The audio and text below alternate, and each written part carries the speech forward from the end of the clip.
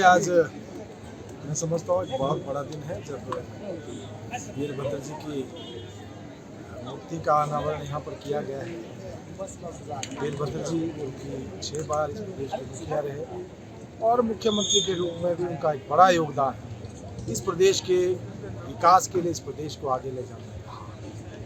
वो एक महान शख्सियत थे, जो कहते थे वो करते थे।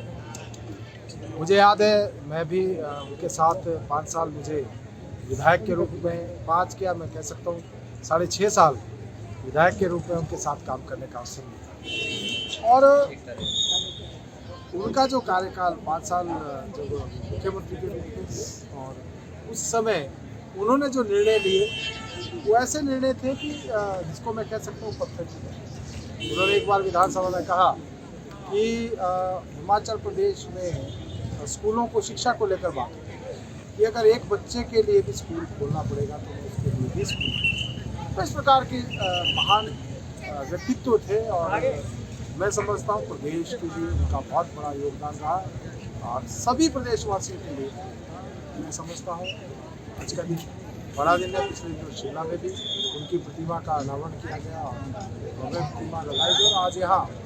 रोडू में उसका अनावरण किया गया। मेरे लिए भी सौभाग्य की बात है, मैं भी आज रोडू में था और मुझे भी पुष्प समर्पित करने का मौका मिला। फिर से आज उनको नमन करता हूँ, उनको श्रद्धांजलि देता हूँ और मैं समझता हूँ कि जिस प्रकार से उनकी जो कार्यशैली रही आज प्रदेश वासियों को के ध्यान में है और आगे भी मैं समझता हूँ वर्तमान सरकार को भी उसका अनुसरण करना चाहिए। जो राह उन्होंने दिखाई है वर्तमान सरकार को भी उसके ऊपर अमल करते हुए आगे बढ़ना चाहिए। बस इतनी बात है। सर, एक आखिरी सवाल आपसे। आज आपने सरदार वल्लभ भाई पटेल की 150वीं जयंती का आपने शुभारंभ रोड से किया है, इस पद यात्रा। ये सरदार वल्लभ भाई पटेल जो एक महान व्यक्तित्व थे और जिन्होंने इस देश को एकजुट में पिरोने का काम, एक माला में पिरोने का काम 562 रियासतों को उन्होंने किया। हम देखते हैं कि जो आज एक भारत, जो आज श्रेष्ठ भारत जिसकी हम बात करते हैं, जिसकी कल्पना करते हैं, ये साकार सपना तभी हो पाया जब वल्लभ भाई पटेल जी इस देश के नेता के रूप में, एक उप प्रधानमंत्री के रूप में, गृह मंत्री के रूप में जो कार्य उन्होंने किया उसका ही नतीजा है। उन्होंने जिस प्रकार से 562 रियासतों का एकीकरण किया और हम जब आज भारत माता की बात करते हैं, जो हम एकजुटता देखते हैं, ये अगर आज देश के रूप में अगर देखते हैं भारत को, तो ये तभी है जब सरदार वल्लभ भाई पटेल जी का बहुत बड़ा योगदान इसमें रहा। इसके साथ साथ मुझे इस बात की भी आज खुशी है कि जहाँ इस देश को एकजुट करने का काम, इस देश के एकीकरण का काम, इस देश को मानचित्र के ऊपर एक देश के रूप में सभी रियासतों को इकट्ठा मिलाने का काम सरदार वल्लभ भाई पटेल जी ने किया। इस देश को आगे बढ़ाने का काम आज देश के यशस्वी प्रधानमंत्री श्री नरेंद्र मोदी जी कर रहे हैं। जब आज उनके नेतृत्व में देश हमारा तेज गति से आगे बढ़ रहा है, हम चौथी सबसे बड़ी अर्थव्यवस्था बने हैं और सबसे तेज गति से आगे बढ़ने वाली अर्थव्यवस्था के रूप में आज विश्व मानचित्र के ऊपर हमारा देश आगे बढ़ा है। एक समस्या जम्मू कश्मीर की जो उस समय जब देश का एकीकरण हुआ, जब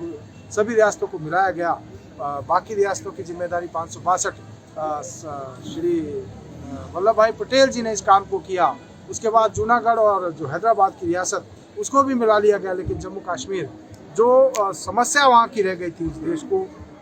इस देश में, उसको धारा 370 समाप्त करके देश के यशस्वी प्रधानमंत्री नरेंद्र मोदी जी ने उस काम को पूरा किया और आज जम्मू कश्मीर भी भारत का अभिन्न अंग है और वहाँ के लोगों को भी उसी प्रकार से आज सभी उन योजनाओं का भी लाभ मिल रहा है जो देश के अन्य नागरिकों को मिल रहा है। तो मैं समझता हूँ इस उपलक्ष्य में देश भर में इस प्रकार की पदयात्रा, जिसमें जहाँ विभिन्न स्वयंसेवी संस्थाएं हैं, NSS है, NYK है और दूसरे हमारे स्पोर्ट्समैन हैं या महान विभूतियाँ जो है इस मार्च में हिस्सा ले रहे हैं और बहुत सारे अन्य कार्यक्रम भी आयोजित कर रहे हैं ताकि हम सरदार वल्लभ भाई पटेल जी को सच्ची श्रद्धांजलि दे सकें और उनका दिया गया जो मार्ग है इस देश को एकजुट बनाने में, इस देश को आगे ले जाने में, एकजुट रखने में उनकी जो भूमिका रही और आज प्रधानमंत्री जिस प्रकार से इस देश को विकसित राष्ट्र बनाने का जो सपना लेकर चले हैं, उस सब में देश के सभी नागरिकों का योगदान हो, इस बात को सुनिश्चित करने के लिए इस प्रकार के